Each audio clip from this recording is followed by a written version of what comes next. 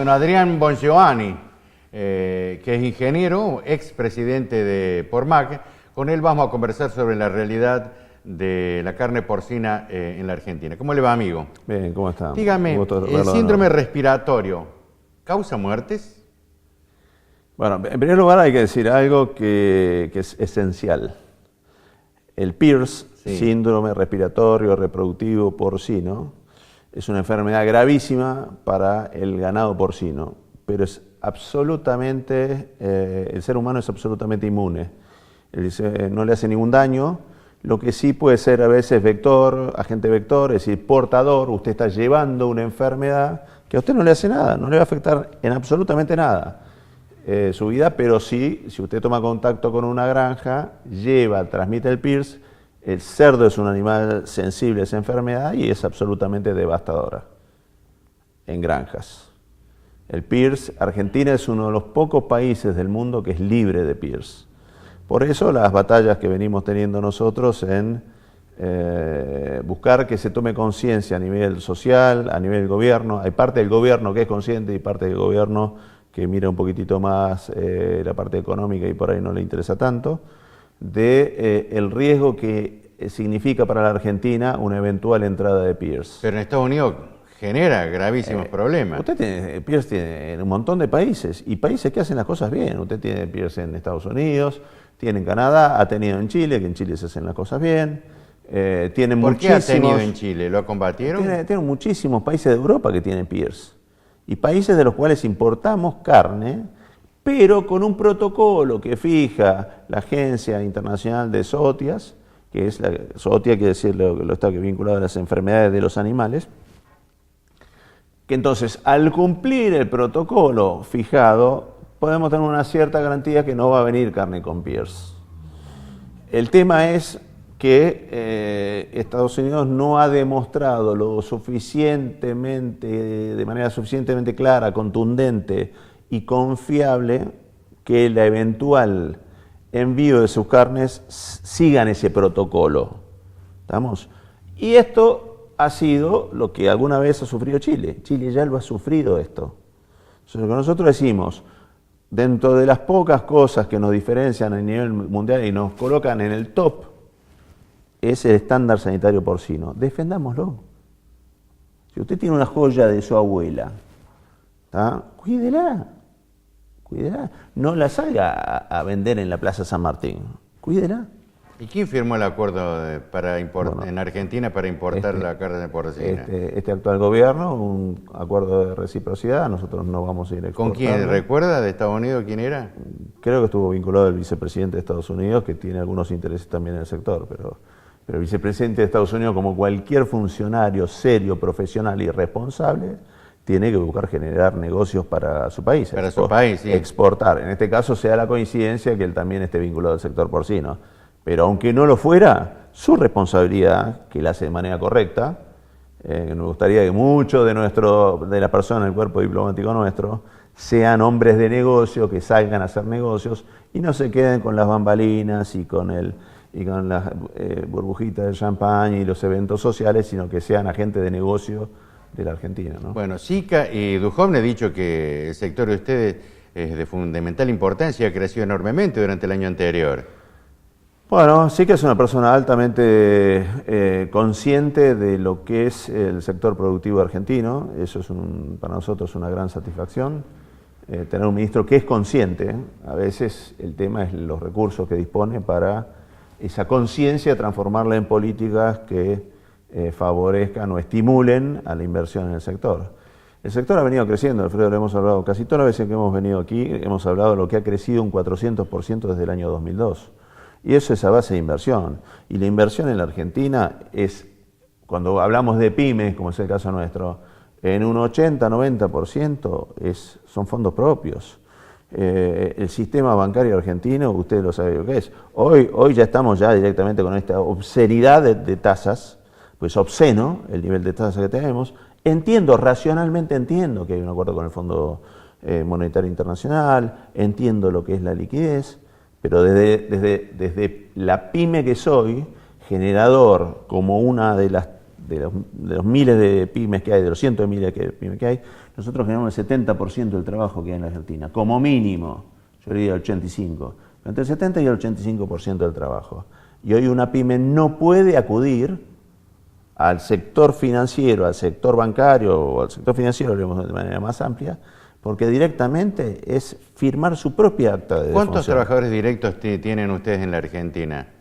Nosotros directos tenemos aproximadamente 37.500 y otro tanto indirecto. Arriba de 70.000. Pero Sica lo sabe, pero no hace nada. Yo creo ¿De qué sirve que lo conozca, pero si hace todo lo contrario? Yo creo que el ministro es consciente de la realidad. El avance que yo le digo es que gente que estaba antes en posiciones similares no era consciente de la realidad. Por lo menos ahora tenemos un ministro que es consciente de la realidad y hace lo que se puede. Hace lo que se puede. La economía argentina está altamente condicionada. Hoy, como fue tantas épocas tristes de la Argentina, hoy el empresario tiene que estar leyendo el Cronista Comercial, leyendo El Ámbito, viendo qué pasa con el sector financiero, más que viendo cómo producir, para sobrevivir. ¿Y la reducción del IVA? La reducción del IVA... Una mentirita. La reducción del IVA tuvo el efecto, le diría, populista, es decir, vender blanco para cuando quiero hacer negro, en el sentido de decir, no, hacemos un esfuerzo por ustedes, le reducimos la alícuota. Ahora, la única realidad que es esa reducción de alícuota al 10,5, cuando usted tiene una estructura de costos, compra insumo con el 21, compra servicio con el 21, etcétera, etcétera, y tiene un mix que le da 15% y usted cobra el 10,5, está absolutamente claro que es un costo adicional. Claro. Entonces estamos teniendo entre 1 peso y 2 pesos de acumulación mensual de IVA técnico. Es decir, financiamos gratis al Estado, es decir, la banca financia al Estado al 58%, las pymes como nosotros, el sector porcino, financia al 0% al Estado. Entonces yo le diría a esas personas que miran sin conocer y con desprecio al sector agropecuario, las retenciones son un mecanismo de financiación gratuito al Estado y desincentivador de la exportación. Y las pymes que no exportamos carne porcina o lo hacemos en una pequeña cantidad, con este tema del IVA técnico estamos financiando de manera gratuita al gobierno nacional. Además ustedes pierden... Pero lo triste es que es, Alfredo, no mejora la educación, no mejora la salud pública, no mejora la educación pública, no mejora la salud pública, le damos bonos a gente que no trabaja, pero que no tiene ganas de trabajar. Y a los jubilados que se pelaron, lo que usted sabe, durante 40 años no le damos bonos. Eso es una inequidad. Entonces el esfuerzo fiscal que hacemos las pymes, el esfuerzo fiscal que hace el contribuyente, el esfuerzo fiscal que hace la cuarta categoría, se diluye en más de lo mismo. Antes teníamos un populismo salvaje, hoy tenemos un populismo de Recoleta, pero no deja de ser populismo. Decimos no deja de ser salvaje. El otro salvaje este es criminal. Porque está atentando contra la salud, contra el hambre, en favor del hambre, en favor de la miseria. Atenta contra la República por más buenas formas que haya. Sí. Después nos preguntamos por qué hay estos movimientos así de extremas que rompen con el establishment, que rompen con el sistema. Siempre hubo un sistema bipartidista en Estados Unidos, hoy hay una persona que es absolutamente un outsider, gobernando la economía líder a nivel mundial, líder por poco tiempo desde mi punto de vista. Tenemos problemas en Europa. El europeo está harto, está saturado de la burocracia que significa el Parlamento Europeo, de todo lo demás. Los alemanes están hartos de tener a su población, que es la que más contribuye con la Unión Europea, jubilándose a los 65 años y el resto de los países 60, 62, o el esperpento de 57 años en su momento en Grecia. Entonces, tiene que haber un llamado de atención a la corporación política, esta burguesía política, donde siempre hay crisis, pero la que no sufre es la burguesía política. Y que se han aumentado el 25% en los viáticos, en el sueldo, en los gastos, en el salario, en todo. Uno puede ganar 200.000 pesos. El esfuerzo se le pide al representado, pero no lo hace el representado. Ah, sí. Es cierto. Y después entramos en crisis y después nos sorprendemos que un outsider como Bolsonaro sea presidente en Brasil. Y hay otra deformación que va vinculada al efecto Bolsonaro. La democracia se sustenta, llamémoslo, en una serie de pilares, pero no es la libertad. Va hermanada como gemela con la responsabilidad.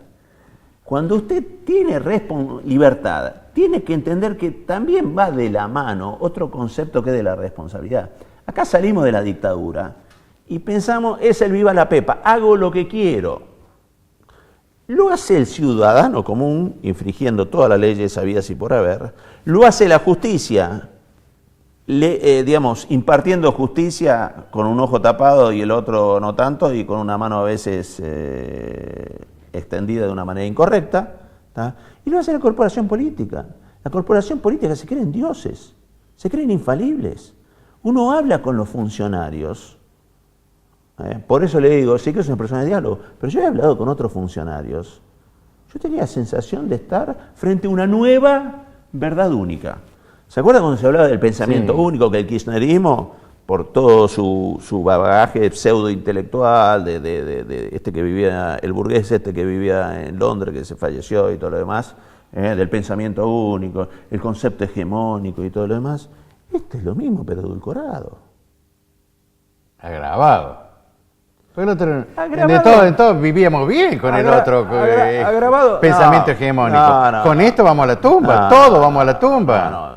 Aumentó toda mira, Alfredo. Más corrupción que esta no hubo nunca en la Argentina. No comparto. Nunca. No lo comparto. Dígame usted, ¿por qué razón nosotros le pagamos? Se llenan de oro las eléctricas, que son los amigos del poder y los fondos internacionales, como los mismos tipos que tienen las casillas de pillaje en la Argentina, o los del petróleo, son los únicos que ganan plata. Alfredo, la fiesta. Yo tenía de fiesta. La fiesta kirchnerista en algún momento había que pagar.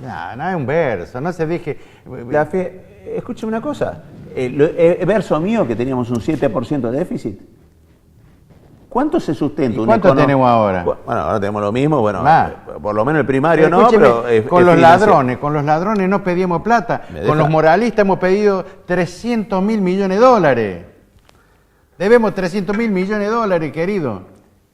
Estoy de acuerdo. Si estos son moralistas, entonces... Estoy de acuerdo con No usted. le alcanza los D'Artés, no le alcanza el fútbol, no le alcanza la cortina de humo. Claro, todo es un verso. Yo estoy de acuerdo con usted, es que no es precisamente logros económicos lo que pueden mostrar este gobierno. Ni económicos, ni mucho menos morales. Pero la decadencia nunca moral... hemos tenido un presidente contrabandista, nunca hemos tenido un presidente que compra y vende todas las cosas. Nunca he tenido un presidente que dice, bueno, lo vamos a investigar a Odebrecht porque son ladrones, pero no vamos a investigarla... Agarre el libro de historia. Pero no vamos a investigar a la empresa mía que es del propio presidente, que se la prestó al primo.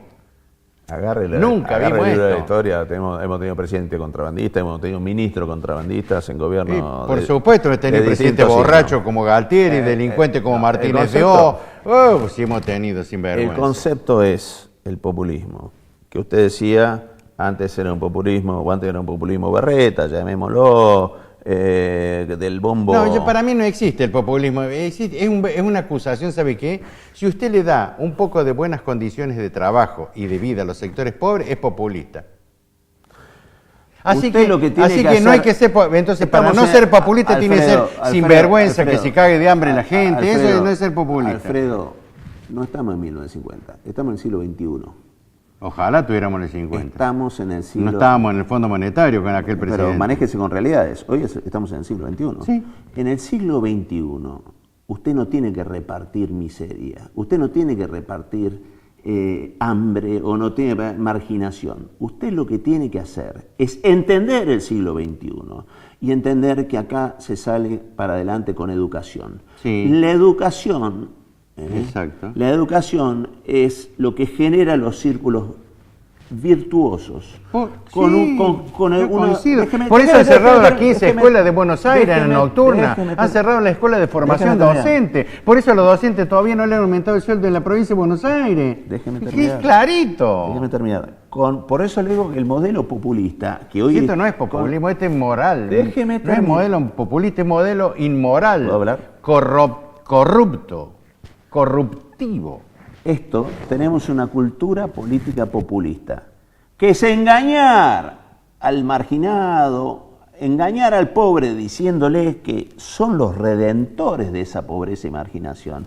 Y el negocio político es mantenerlos ahí. ¿Estamos? La herramienta por excelencia ha sido la educación. Fíjese el caso de Corea, el caso de Japón, sociedades devastadas salieron para adelante con la educación. ¿Estamos? Lo que nosotros necesitamos es dejar de repartir pescado y empezar de una buena vez por todas a repartir caña y pescar, enseñar a pescar. Yo discuto con la gente de Huatre en Villa Rosario, discuto y digo, entiendan lo que es el siglo XXI. Todos los puestos de trabajo actual son precarios. La moda del nuevo trabajo va a cambiar. Si ustedes no hacen algo por su gente, ustedes están condenados a quedarse sin sindicato y su gente a seguir en la marginación, en la pobreza, todo lo demás. Hay que redimensionar. Y eso se sale con la educación. El problema es que los anteriores y los actuales no entienden el valor estratégico de la educación, con la cual todas las economías florecientes y las que ya son del primer mundo han salido adelante. Porque usted con educación le enseña al pueblo a exigir mejor justicia, a dejar de ser habitante para ser ciudadano, ¿tá? A defender mejor sus derechos. No se defienden los derechos de la mujer mostrando las tetas. Así es, así es. No se defienden los intereses de los marginados haciendo pintadas en el obelisco, en la pirámide de Mayo, o rompiendo todo y revolando piedras, o pegándole a la policía. El policía es un laburante también. Así es. ¿Y cuándo tuvimos escuela en Argentina? ¿Del 45 al 55? Nunca más hubo escuela. ¿Cuándo hubo universidades? Del 45 en adelante. Los gobiernos que algunos llaman... Si usted quiere que discutamos eso, me tiene que invitar otra vez y vamos a hablar del 45-55, pero esto es un programa de actualidad, no es un programa melancólico, porque en la melancolía hay aspectos positivos y aspectos negativos. Y es así, entonces nunca más la puedo recordar a mi mamá porque voy a ser melancólico. Mi mamá era muy hermosa, era buena. Entonces te voy a decir, no, melancólico. Bueno, al mundo lo salvan los hombres melancólicos, los que tienen sentimientos, los que tienen alegrías, los que tienen pesares. No los cambian ni los Sica, ni los Duhovne, ni los Echeverre, ni los Macri, ni ninguno de esos. Yo creo que es un error de apreciación pensar que esta gente no tiene sentimientos. Tienen sentimientos. Que usted no los comparta, usted no los vea o ellos no deban demostrarlo, yo creo que es una descalificación que no la comparto. Está bien. Pero a lo que voy es entender el siglo XXI y proyectarnos. Y copiar, por el amor de Dios, copiar los modelos exitosos. Miren lo que está pasando en Chile, miren lo que pasa en Paraguay, miren lo que pasa en Perú. ¿Tá? Colombia, medio país estuvo ocupado durante 50 años por la guerrilla. Colombia tiene menos riesgo país que la Argentina. Gracias, querido amigo. Lo felicito porque tiene pensamiento propio y lo defiende y pelea. Y gracias a este gobierno estamos como en Venezuela. ¿Se acuerdan que decía que en Venezuela? Sí, estamos ahora en Venezuela. Esta gente, estos libertarios, nos han llevado a Venezuela. Después de Venezuela seguimos nosotros en inflación, en corrupción, en mugre, en salvajismo. Y si no, ¿qué dice la Iglesia? La nueva forma de trabajo es la esclavitud. Si no, pregúntele a ese chico que ayer murió en Salsipuedes, sin trabajo, pagándose la bicicleta, pagándose todo, y perdió la vida por un par de pesos. Ese es el nuevo mundo que quiere el poder financiero internacional, y a eso vamos. Salvo que la gente pelee como está peleando en Francia. Sí. ¿Puedo hacer un comentario? Seamos cuidadosos y no prostituir las palabras. No prostituyamos la palabra libertad y no prostituyamos tampoco para el otro lado de la palabra socialismo. Hay mucha gente que prostituye la palabra socialismo. Los experimentos dice, existe la libertad con 300.000 cesanteados entre años, entonces yo me llamo María Julia. Los fracasados de Venezuela, de cosas, no son socialismo. El que quiere mirar socialismo, mire los países escandinavos. Y ponga en la balanza y entienda que hay socialismos serios. Claro que sí. Lo demás es una derecha vendida, como lo que está ocurriendo allá, la salvaje dictadura de Venezuela o la de Cuba. Gracias, querido amigo, un abrazo. Que mejore el sector porcino, yo lo banco a usted porque usted tiene formación, tiene cultura, pero fundamentalmente tiene una posición tomada en favor de las empresas nuestras y de nuestro pueblo. Un abrazo, gracias, Bon Giovanni.